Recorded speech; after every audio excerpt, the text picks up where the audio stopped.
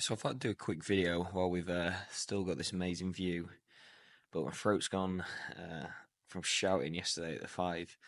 And I've just came back from the SEO Vibes Dubai event, and it was sick, really good. So lots of new things to implement. I'll be jumping in on that in a later video.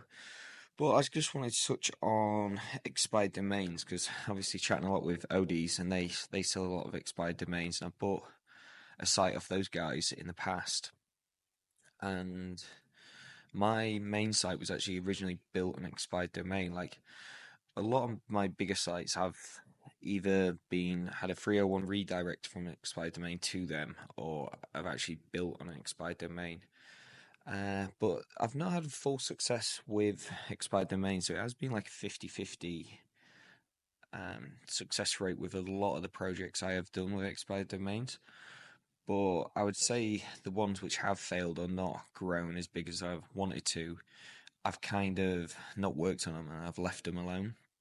So I wanted to see if there was an initial like jump in traffic, and then if anything does kick off with it, then I'll start spending more time and resources on the project. But if it doesn't, I kind of just leave it on the back burner and just chuck ads on and just let them sit for a while. So the 50-50 success rate is probably more on my part, just being lazy and having too many projects on the go. But with expired domains, like the redirect tactic, it still works. It's been a tactic for many years now. There's really good sites. Check out ivisa.com. That's basically the whole site's built on 301 redirects to it. It's nuts. The only thing you got to be careful with, like the 301 redirects, is all the anchor text you're going to be putting on your website, because obviously that website's had a hell of a load of links from all different places. So, and when you redirect it to your site, it's going to skew the anchor text, going to pull all those links to your website. So you got to be careful with anchor text and make sure you are building links at the same time, like branded links to the homepage, just to counteract the anchor text. So it's always good to find a relevant domain in the industry, and this kind of mitigates that issue. And buying an expired domain, obviously, Odys is like a vetted marketplace, so you're pretty much safe when you're choosing like a domain from there.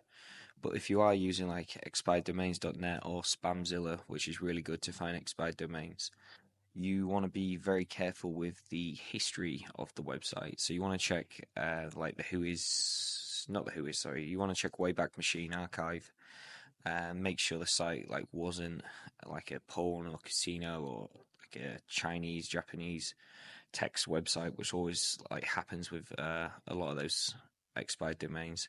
So you always want to check the history of it and check the links. I do think there's such a thing as like link decay. So say if it's got a link from Wikipedia, but this link was done like 10 years ago, it won't be as powerful as a link what was done like a few months ago compared to that, just because like the age of it's not as relevant. And well, this is just my kind of theory. A few people also agree with it, but with that, so I always want to see where like what links it has and when the links was originally done to the site, because that does affect the power of it. Spy domains also is used for PBNs all the time, so like it uses the authority of the old site and they just turn it into basically like link farms on those expired domains. But PBNs are basically just the same as any like get post sheet what you get sent all the time. But the only difference is like they keep them private. That's why it's PBN. So they keep it private just so people can't find the network, and then obviously report them to Google or take it down because it'll ruin every site and all the links.